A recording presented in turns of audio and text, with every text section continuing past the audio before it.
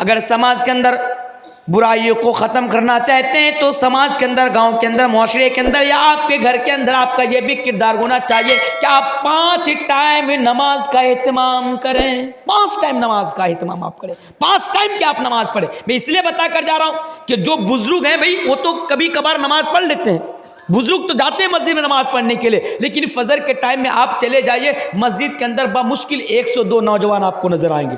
गलत बोल रहा हूँ, सच बोल रहा हूँ। आज हमारा नौजवान भाई इसको बात समझिए।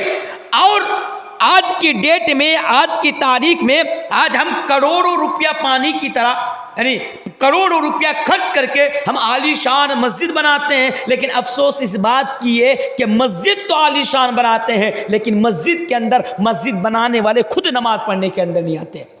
आज कहीं जाता हूँ, मौलाना साहब एक डेट दीजिए, हम लोग मस्जिद के नाम पर जलसा करा रहे हैं। भाई क्या कराओगे मस्जिद के नाम पे जलसा करके? मस्जिद बनानी है हमारे यहाँ, सब जगह देख रहा हूँ बड़ी खूबसूरत मस्जिद बन रहा है, हम लोग भी मस्जिद बनाएंगे, इसके लिए हमें जलसा करना है, चंदा करना है। भाई बात तो अच्छी है, लेकिन जरा उनसे सवाल करो, भाई तुम नमाज पढ़ते भी हो? बोलेगा नमाज नहीं पढ़ते। मस्जिद बनाने में तो आगे रहते, अच्छी बात है, होना भी चाहिए, लेकिन भाई मस्जिद के अंदर भी तो आ जाओ। लेकिन आज की डेट में हमारा नौजवान, चाहे मर्द हो या औरतें हो, वो नमाज के मामले में बहुत ढीले हैं, वो नमाज के मामले में बहुत पीछे। आइए 1-2 हदीस मैं आपके सामने रख देता हूँ। और नौजवानों सुनो, अल्लाह के प्यारे हबीब जनाब मुहम्मद रसूलुल्लाह सल्लल्लाहु अलैहि वसल्लम बयान फरमाते हैं, मुस्नद अहमद की सही हदीस है, अल्लाह के प्यारे नबी बयान फरमाते हैं, मन हाफ़ज़ अलैहा कानत लहू नूरा व बुरहाना व नजाता।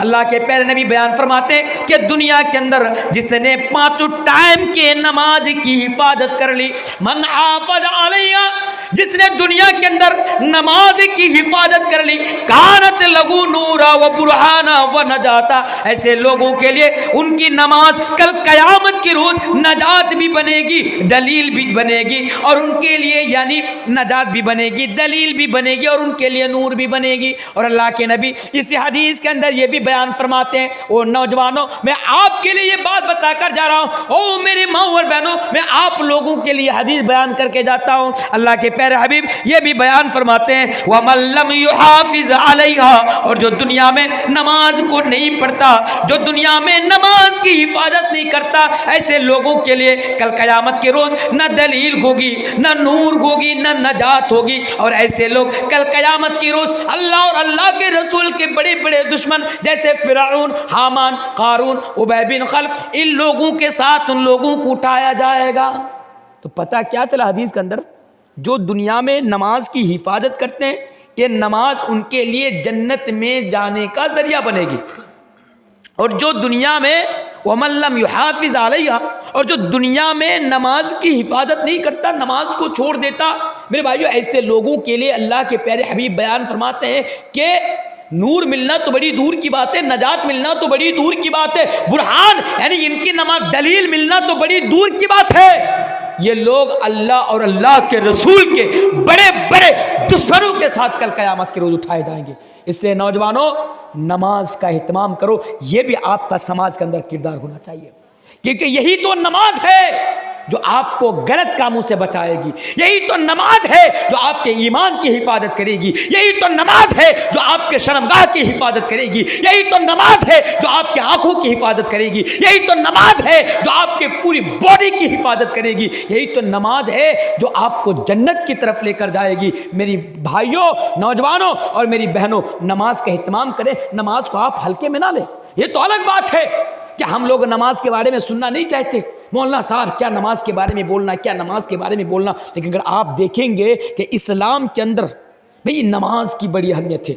अब कुरान भी उठा कर देखिए ना, अल्लाह ने एक जगह पर नमाज के बारे में नहीं बताया, अल्लाह तबारक व तआला ने पूरे कुरान करीम के अंदर 100 मकामात से भी ज़्यादा जगहों पर अल्लाह तबारक व तआला ने नमाज के ताल्लुक से लोगों को बताया कि मेरे बंदो नमाज पढ़ो, नमाज पढ़ो, नमाज पढ़ो। अगर तुम दुनिया में नमाज नहीं पढ़ोगे तो तुम फिर कामयाब नहीं हो पाओगे। बड़े अफसोस के साथ बताना पड़ता है कि आज हमारे नौजवान आज नमाज से दूर दूर रहते हैं।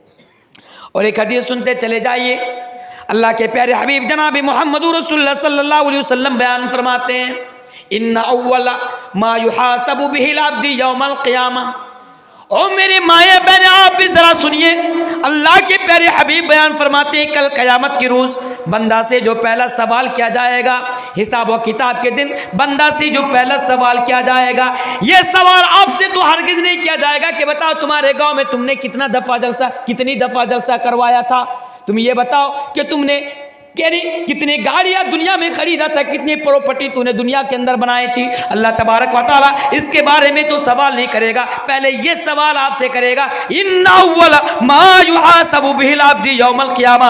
अल्लाह के प्यारे हबीब बयान फरमाते हैं कल क़यामत के रोज आपसे जो पहला सवाल पूछा जाएगा, आपसे जो पहला सवाल किया जाएगा वो आपको आपकी नमाज के बारे में किया जाएगा, नमाज के बारे में। ऐ नौजवानों, दुनिया में तुम जिस नमाज को बिला वजह छोड़ देते हो, ऐसे ही छोड़ देते हो, यूं ही बर्बाद कर देते हो, याद रखो कल क़यामत के दिन पहला सवाल तुम्हें इसी नमाज के बारे में किया जाएगा।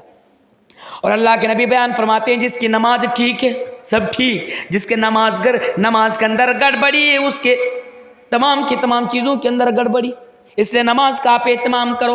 और हाँ मेरे भाइयों, जो नमाज नहीं पढ़ेगा इसमें कोई शक नहीं कि अल्लाह तबारक व तआला ऐसे लोगों को कल क़यामत के रोज़ जहन्नम के अंदर डाल देगा।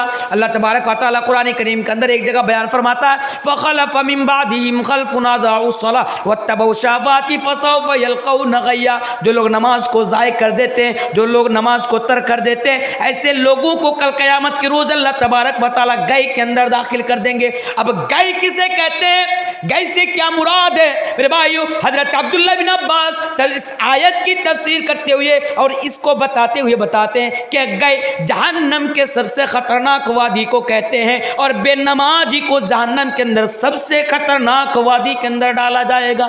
इसलिए नौजवानों, आपका ये भी किरदार होना चाहिए कि आप नमाज का इत्माम करें। चले आइए और एक चीज़ बताकर चला जाता हूँ मेरे भाइयों, कल क़यामत के रोज़ जब हिसाब व किताब हो जाएगा, जन्नती लोग जन्नत के अंदर चले जाएंगे, जहन्नमी लोग जहन्नम के अंदर चले जाएंगे, बस खत्म।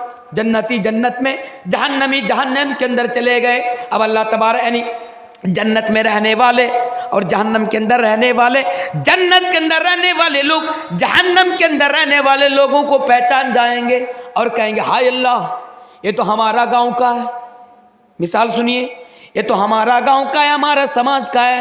ये आदमी तो जलसा कराने के लिए सबसे आगे आगे रहता था, ये आदमी तो मौलवी तनवीर जहाँ पर आते थे उनकी तकरीर सुनने के लिए सबसे अगली वाली सब में बैठकर उनकी तकरीर सुना करता था।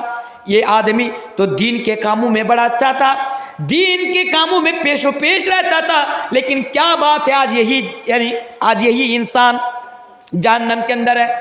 वो सवाल करेगा जहन्नमी से, मा सलककुम फी सकर। मेरे भाइयों, जन्नती जहन्नमी से सवाल करेगा कि मेरा भाई बता तुम आज जहन्नम के अंदर क्यों, वो कौन सी चीज़ है जो आज तुम्हें जहन्नम के अंदर लेकर आए। मेरे भाइयों, जहन्नमी जवाब देगा, कुरान उसके जवाब को रिकॉर्ड करता है, नकल करता है। अल्लाह तबारक व तआला कुरान करीम के अंदर बयान फरमाता है, जब जन्नती लोग, स्वर्गीय लोग जहन्नम के अंदर रहने वाले लोगों को सवाल करेगा तो वो लोग जवाब देगा, क़ालू लम नकु मिनल मुसल्लीन। ऐ मेरे भाई, मैं दुनिया में तो सब कुछ करता था, लेकिन मेरे भाई मैं नमाज नहीं पढ़ता था, मैं नमाज नहीं पढ़ता था। दुनिया में सब करता था पर नमाज नहीं पढ़ता था। तो पता ये चला कि नौजवानों, आप नमाज को मामूली ना समझे, आप नमाज को, सलात को आप हल्के में ना ले, आप नमाज का एहतमाम करें। और याद रखना, इस्लाम के अंदर नमाज एक ऐसी इबादत है, मेरी माएँ बहनें आप भी सुने, नमाज एक ऐसी इबादत है कि नमाज के लिए आपके पास कोई उज़्र नहीं है, नमाज के लिए आपके पास कोई बहाना नहीं है। हर हाल में आपको दुनिया के अंदर नमाज पढ़नी है। मेरे भाइयों, यह है नमाज, यह है नमाज। चलिए, पांचवी चीज़ भी हो गई। वक्त बहुत तेज़ी के साथ आगे बढ़ रहा है, मुझे 12:30 बजे तक आप लोगों के बीच रहना है। आइए छठी चीज़ पर ज़रा गौर करते हैं कि समाज के अंदर, मुआशरे के अंदर नौजवानों का छठा किरदार क्या होना चाहिए। मेरे भाइयों, समाज के अंदर, मुआशरे के अंदर नौजवानों का छठा किरदार ये होना चाहिए कि नौजवान अपने माँ बाप के साथ अच्छा बर्ताव करें। क्योंकि आज ये देखा जाता है कि हमारे गांव के अंदर, हमारे मोहल्ले के अंदर, हमारे मुआशरे के अंदर एक इंसान जब जवान हो जाता है और उसके अंदर जब जवानी का खून दौड़ने लगता है तो मेरे भाइयों वो माँ बाप को नज़रअंदाज कर देता है, वो माँ बाप की फिर इताअत नहीं करता, फिर वो माँ बाप का हुक्म नहीं मानता, माँ बाप की बातें नहीं सुनता और माँ बाप को वो देखना तक गवारा नहीं करता है। हाँ मेरे भाइयों, आज हमारे समाज के अंदर, हमारे गाँव के अंदर, हमारे मुआशरे के अंदर कितने ऐसे नौजवान आपको मिल जाएंगे कि जिनके सामने उनके माँ बाप बात करने से भी डरते हैं, बात करने से भी डरते हैं। हम जानते हैं मेरे भाइयों, एक मिसाल मैं आपके सामने रखना चाहता हूँ। मेरे घर के करीब एक घर है, पड़ोसी है मेरा, पड़ोसी, नाम नहीं बताऊँगा। मेरे पास एक दिन आए, बोल रहा तनवीर साहब मैं आपसे कुछ बातें करना चाहता हूँ। मैंने कहा ठीक है आप बात कर सकते हैं। तो वो अपने बेटे के बारे में बात करने के लिए मेरे पास आया था। बहुत देर तक मैंने उनके साथ बात की तो उनकी बातें सुनने के बाद उसने जो बताया, उनके बताने पर मुझे जो इल्म हुआ वो ये था मेरे भाइयों कि वो लोग उनके बेटे के सामने जाकर बात करने से भी डरते हैं, बात करने से भी डरते हैं। आज कितने ऐसे नौजवान हैं कि आज उनके माँ बाप उनके सामने जाकर बात करने से डरते हैं। मेरे भाइयों याद रखिएगा, अगर आपका माँ बाप अगर आपके सामने बात करने से भी डरता है ना तो समझ लेना कि आपकी बर्बादी यहाँ से शुरू होती है, आपकी बर्बादी यहीं से शुरू होती है। याद रखो, अपने आप को माँ बाप के सामने ऐसे पेश करो, नौजवानों अपने आप को माँ बाप के सामने ऐसे पेश करो कि तुम्हारे माँ बाप तुमसे बात करने से ना डरे बल्कि दिल खोलकर तुम्हारे साथ बात करें। अगर तुम्हारे माँ को, तुम्हारे बाप को अगर किसी चीज़ की ज़रूरत पड़े तो वो तुम्हारे सामने जाकर बात करे कि बेटा मुझे इस चीज़ की ज़रूरत है, मुझे ये चाहिए। ऐसा ना हो कि आपकी माँ और आपका बाप आपसे डर डर कर बात करते हो। याद रखो नौजवानों, माँ बाप आपके लिए जन्नत भी है और माँ बाप आपके लिए जहन्नम भी है। आज आप जिस माँ बाप को आप नजरअंदाज करते हैं जवानी में आकर, जवानी की रंगीनियों में पढ़कर, जिस माँ बाप को आज आप यानी धुतकारते हैं, ये माँ बाप आपके लिए जन्नत भी है जहन्नम भी है। इसलिए आपका एक किरदार ये भी होना चाहिए कि माँ बाप के साथ आप हुस्न सलूक करें। अल्लाह के प्यारे हबीब जनाब मोहम्मद रसूलुल्लाह पढ़िए सल्लल्लाहु अलैहि वसल्लम बयान फरमाते हैं एक हदीस के अंदर, और नौजवानों हुमा जन्नतुका व नारुका, ऐ नौजवानों अगर तुम जन्नत के अंदर जाना चाहते हो तो सुनो, हुमा जन्नतुका व नारुका, तुम्हारे माँ बाप तुम्हारे लिए जन्नत भी है और तुम्हारा माँ बाप तुम्हारे लिए जहन्नम भी है। अगर तुम जन्नत के अंदर जाना चाहते हो तो माँ बाप के साथ अच्छा बर्ताव करो, और अगर जहन्नम के अंदर जाना चाहते हो तो तुम्हारे लिए यही काफ़ी है कि तुम माँ बाप के साथ बुरा सलूक करो। मेरे भाइयों, हमारा धर्म के अंदर, हमारे मजहब के अंदर यानी दीन इस्लाम के अंदर इस बात पर बड़ा जोर दिया गया है कि लोगों तुम अपने माँ बाप के साथ अच्छा बर्ताव करो। हाँ मेरे भाइयों, अगर आप कुरान करीम को उठाएंगे तो कई जगहों पर और कई मकामात पर अल्लाह तबारक व तआला ने जहाँ पर लोगों को ये हुक्म दिया, ये आदेश दिया कि लोगों तुम लोग मेरी इबादत करो, वहाँ पर यह भी हुक्म दिया कि वो लोगों तुम लोग माँ बाप के साथ हुस्न सलूक करो। जैसा कि अल्लाह तबारक व तआला कुरान करीम के अंदर एक जगह पर बयान फरमाता है, वक़ज़ा रब्बुका अल्ला ताबुदू इल्ला इय्याहु व बिल वालिदैनि इहसाना इम्मा यबलुगन्ना इंदकल किबरा अहदुहुमा अव किलाहुमा फला तकुल लहुमा उफ़्फिन वला तनहरुहुमा व कुल लहुमा क़ौलन करीमा वख़्फ़िज़ लहुमा जनाह दुल्लि मिनर रहमा व कुर रब्बिरहमुमा कमा रब्बयानी सगीरा। इस आयत करीमा के अंदर अल्लाह तबारक व तआला ने दुनिया इंसानियत को ये पैगाम दिया, ऐ लोगों जब तक इस दुनिया के अंदर जिंदा रहना,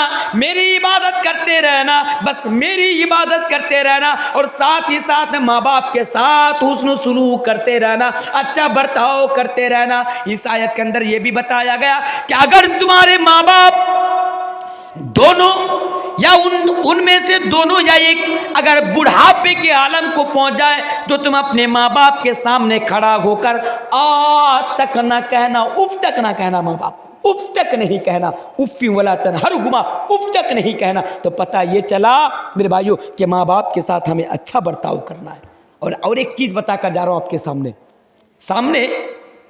हमारे सामने रमज़ान आ रहा है कि नहीं आ रहा है? कितनी तारीख से रोज़ा है मालूम भी आपको? कितनी तारीख से रोज़ा? 23 तारीख से माशाल्लाह। तो अभी कुछ दिनों के बाद हमारे सामने रमज़ान का महीना आ रहा है। क्या पता इसके बाद फिर दोबारा हमें रमज़ान मिलेगा या नहीं मिलेगा। तो रमज़ान को सामने रखते हुए और नौजवानों का छठा किरदार सामने रखते हुए उस हदीस को भी मैं आपके सामने लाऊंगा कि मुझसे पहले फैजी साहब जो एक हदीस का जिक्र कर रहे थे कि एक मर्तबा हज़रत जिब्रील आए और 3 मर्तबा उसने बद्दुआ दी और अल्लाह के प्यारे रसूल ने तीनों मर्तबा आमीन कहा। जो हदीस बयान कर रहे थे ना, तो उस हदीस के अंदर यह भी था, हज़रत जिब्रील आते हैं और ऐसे शख्स के लिए बद्दुआ करते हैं, ऐसे नौजवानों के लिए बद्दुआ करते हैं। किसके लिए?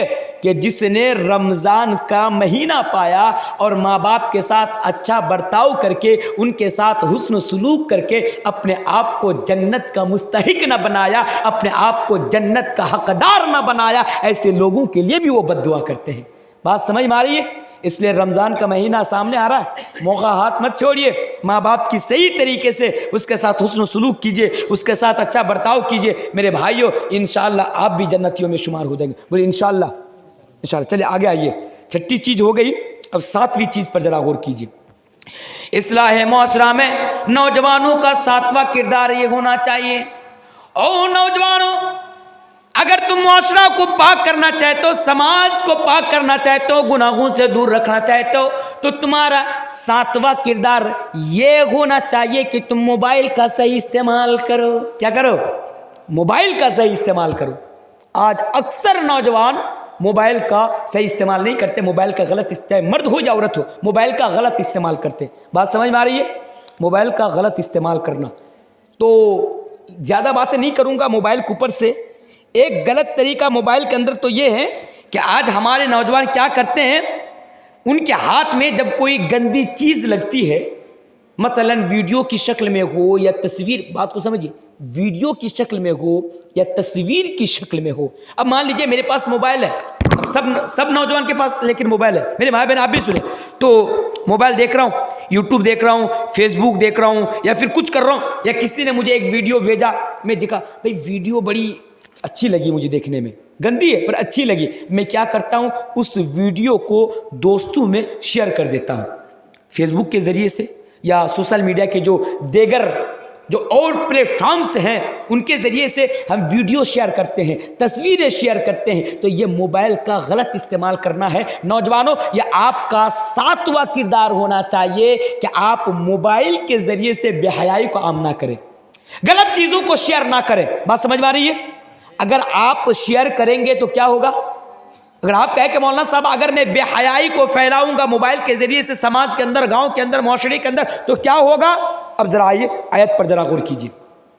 अल्लाह तबारक व तआला ऐसे लोगों के लिए कुरान करीम के अंदर बयान फरमाते हैं, इन्नल्लज़ीना युहिब्बूना अन तशीअल फाहिशतु फिल्लज़ीना आमनू लहुम अज़ाबुन अलीमुन फिद दुनिया वल आखिरा। अल्लाह तबारक व तआला बयान फरमाते हैं कि जो लोग ये पसंद करते हैं, मेरी माएँ बहनें, अपनी सहेलियों को गंदी गंदी वीडियो शेयर करने वालों या टैग करने वालों या तस्वीरें भेजने वालों, आप लोग भी जरा कान खोलकर सुन लीजिए। अल्लाह फरमाता है, इन्नल्लज़ीना युहिब्बूना अन तशीअल फाहिशतु फिल्लज़ीना आमनू लहुम अज़ाबुन अलीमुन फिद दुनिया वल आखिरा। कि ऐ लोगों, जो लोग भी ये चाहते हैं, ये पसंद करते हैं कि मोमिनों के दरमियान बेहयाई को आम कर दी जाए, ऐसे लोगों के लिए लहुम अज़ाबुन अलीमुन फिद दुनिया वल आखिरा, दुनिया में भी दर्दनाक अज़ाब है और आखिरत में भी दर्दनाक अज़ाब है। इसलिए नौजवानों, अगर तुम दुनिया में भी अज़ाब से बचना चाहते हो और आखिरत में भी अज़ाब से बचना चाहते हो,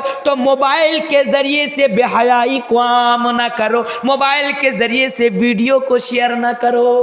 बात समझ में आ रही है? अच्छा, 8वीं चीज़ जल्दी जल्दी बता कर जा रहा हूँ, ज़्यादा डिटेल्स में नहीं लेके जा रहा हूँ आपको।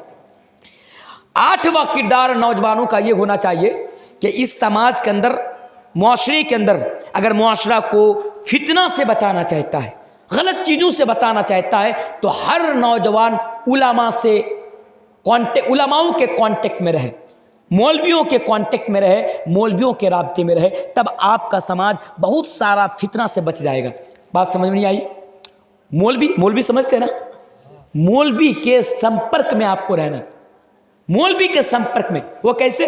मैं इसलिए बता कर जा रहा हूँ क्योंकि आज हर जगह आप देखेंगे कि बड़ा फितना फैल रहे हैं, चाहे दीन के मामले में हो या किसी और चीज़ के मामले में हो। जैसे मैं एक उदाहरण मैं आपके सामने रखना चाहूँगा, वो एक ये है कि मान लीजिए एक चीज़ को लेकर आपके गांव में समाज में लड़ाई हो गई, कौन सी चीज़? भाई ये जायज़ है या नाजायज़ है, ये हलाल है या हराम है? बात समझिए, ये जायज़ है या नाजायज़ है, ये हलाल है या हराम है। अब चंद नौजवानों के दरमियान चंद नौजवान क्या करते हैं, आपस में लड़ पड़ते हैं। अब फैसला कौन करेगा?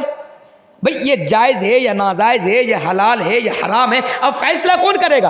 तो उन्हीं नौजवानों में से अब देखेंगे चंद नौजवान ऐसे होंगे, झट से मोबाइल निकाला और मोबाइल निकालने के बाद फट से गूगल में सर्च कर दिया, और गूगल में सर्च करने के बाद वहाँ उनको जवाब मिल गया कि ये जायज़ है, ये नाजायज़ है, ये हलाल है, ये हराम है। मेरे भाइयों, फितने का आगाज़ यहाँ से शुरू हो जाता है।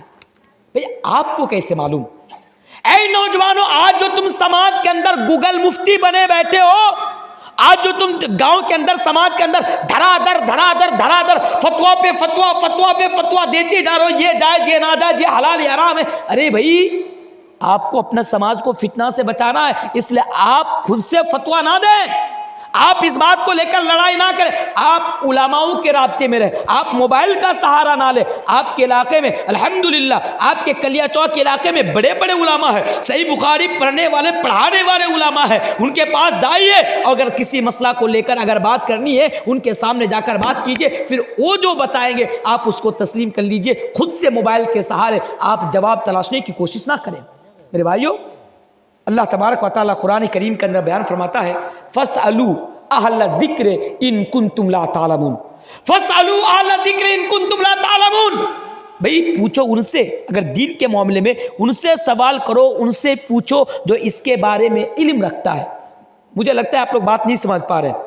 उनसे पूछो जो इसके बारे में इल्म रखता है। मेरे भाई, दीन के बारे में, दीन के ऊपर अगर कोई इल्म रखता है तो वो कौन है? उलमा है, हदीस पढ़ने वाले, पढ़ाने वाले लोग हैं। इसलिए एक किरदार आपका ये भी होना चाहिए। मैं बहुत ही मुख्तसर अंदाज में मैं आपको पैगाम देकर जा रहा हूँ कि समाज को फितना से बचाने के लिए इस दौर में, इस वक्त में, इस टाइम में आप उलमा के राब्ते में रहें। मोबाइल का सहारा लेना बंद कर दीजिए, इंशाअल्लाह आपका समाज, आपका मोहल्ला बहुत सारा फितना से बच जाएगा।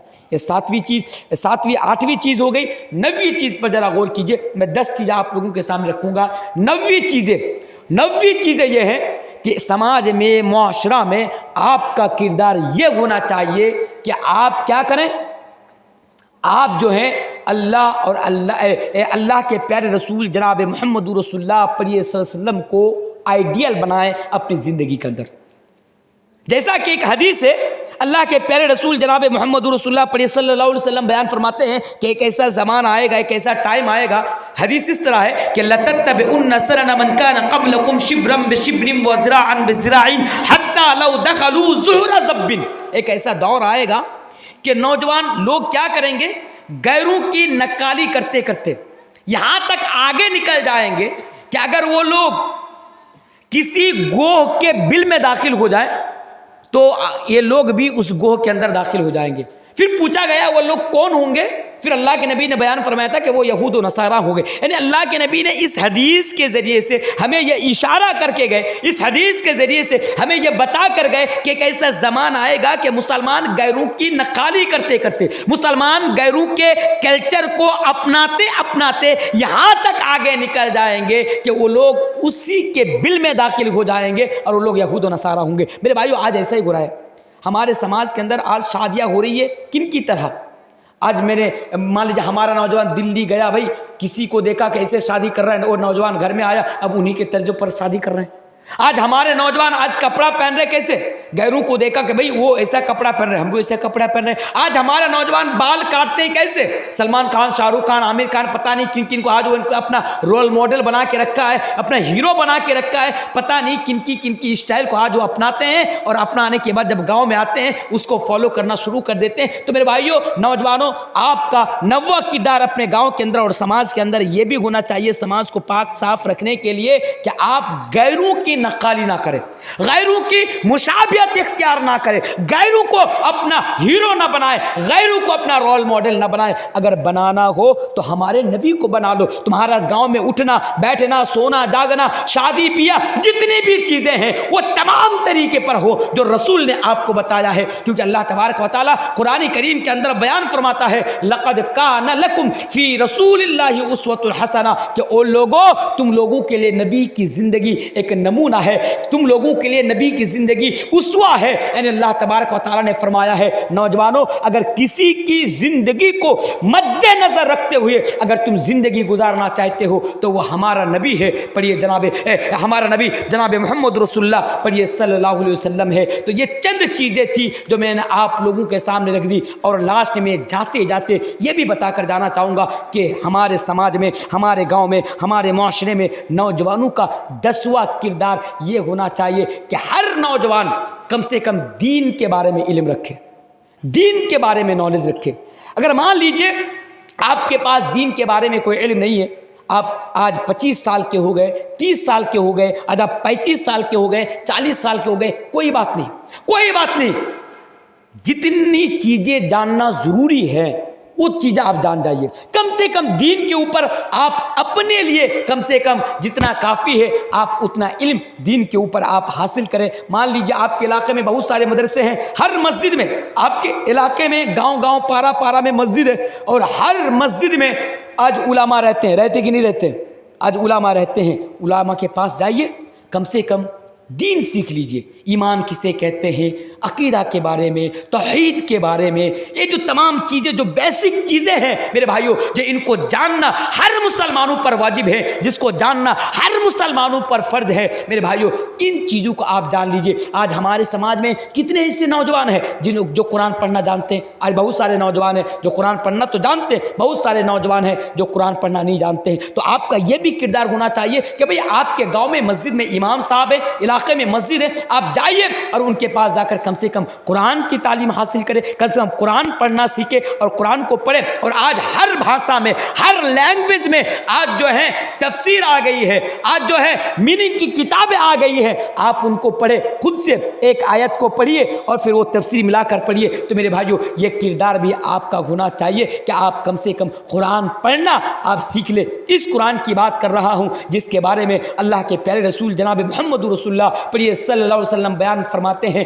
कि इक़राउल कुरान फ़इन्नहु याती यौमल क़ियामत शफ़ीअन लिअस्हाबिही, कि लोगों कुरान को ज़्यादा से ज़्यादा पढ़ो। अगर तुम कुरान को ज़्यादा से ज़्यादा पढ़ोगे तो याद रखो यही कुरान कल क़यामत के रोज़ तुम्हारे लिए सिफारिश करेगा कि अल्लाह ये तेरा नौजवान बंदा है, अल्लाह ये तेरा बंदा है, दुनिया में वो मेरी तिलावत क्या करता था, मुझे पढ़ा करता था, अल्लाह तो इन्हें माफ़ कर दे। कुरान आपके लिए सिफारिश करेगा। इस तरह तो और बहुत सारी हदीसें हैं। एक हदीस तो इस तरह है कि अल्लाह के प्यारे रसूल जनाब मोहम्मद रसूलुल्लाह पढ़िए सल्लल्लाहु अलैहि वसल्लम बयान फरमाते हैं कि अल माहिरु बिल कुरान मअ सफरतिल किरामिन बररा वल्लज़ी यक़राउल कुरान यततअतउ फीहि व हुवा लिशाक़ लहू अजरान, कि मेरे भाइयों जो कुरान पढ़ने में माहिर है, जो कारी कुरान है, जो माहिर कुरान है, ऐसे लोग तो कल क़यामत के रोज़ मुअज़्ज़ज़ फरिश्तों के साथ होंगे, उनका ये दर्जा होगा। और जो लोग कुरान पढ़ना तो नहीं जानते, कुरान पढ़ना उस पर मुश्किल हो रहा है या फिर वो कुरान पढ़ने की कोशिश कर रहा है, बार बार दोहरा कर पढ़ रहा है, ऐसे लोगों के लिए अल्लाह का नबी बयान फरमाते हैं लहू अजरान, ऐसे लोगों के लिए डबल अजर है, एक पढ़ने का भी सवाब और एक सीखने का, कोशिश करने का भी सवाब आपको मिल रहा है। मेरे भाइयों ये 10 चीज़ें थी जो मैंने बड़े ही इख्तिसार के साथ मैंने आपके सामने रख दी, क्योंकि अभी 12:40 होने को है। 12:30 बजे मैंने पहले कहा था कि मुझे यहाँ से निकलना है। बहरकैफ मैं अभी गया नहीं हूँ, मैं अभी बात ख़त्म नहीं किया हूँ, कम से कम लास्ट तक आप सुने कि इतनी देर तक लगभग 5 मिनट कम मैंने आप लोगों के सामने 2 घंटा अपनी बात रखी इस्लाह मुआशरा को लेकर। मेरे भाइयों इस पौने 2 घंटा के अंदर जो मैंने सबक देना चाहा, बात को सुनिए, जो मैंने आपको मैसेज देना चाहा वो मैसेज ये हैं कि अगर समाज को, आपके गांव को, मुआशरा को अगर गुनाहों से पाक रखना चाहते हैं, समाज को अगर आप सुधारना चाहते हैं, आज जो हर किस्म की बुराइयां, हर किस्म की जितने भी खराबियां हैं, आज जो आपके समाज के अंदर जो विराजमान कर बैठी हैं, अगर आप इससे अपना समाज को बचाना चाहते हैं तो इसके लिए सबसे पहले समाज के नौजवानों को आगे आना पड़ेगा। सबसे पहले खुद की इस्लाह आपको करनी होगी, खुद को आपको बदलना पड़ेगा, और जो जो किरदार मैंने आपके सामने रखा उस किरदार को आपको अदा करना होगा। इंशाअल्लाह अगर आप इन तमाम किरदार को अपना लिए तो आपका समाज, आपका मुआशरा, आपकी सोसाइटी गुनाहों से पाक हो जाएंगे, आपके समाज से खराबियाँ निकल जाएंगी। ये चंद बातें थी। इंशाअल्लाह अगर फिर कभी मौका मिले आऊँगा और फिर कोशिश करूँगा किसी और उन्वान के ऊपर आप लोगों के सामने बात रखने के लिए। आज के लिए मैं अल्लाह तबारक व तआला से आखिर में दुआ करता हूँ कि इलाहुल आलमीन तो हम तमाम को समाज के अंदर जो हमारा किरदार होना चाहिए उस किरदार को अदा करने की तौफीक अता फरमा।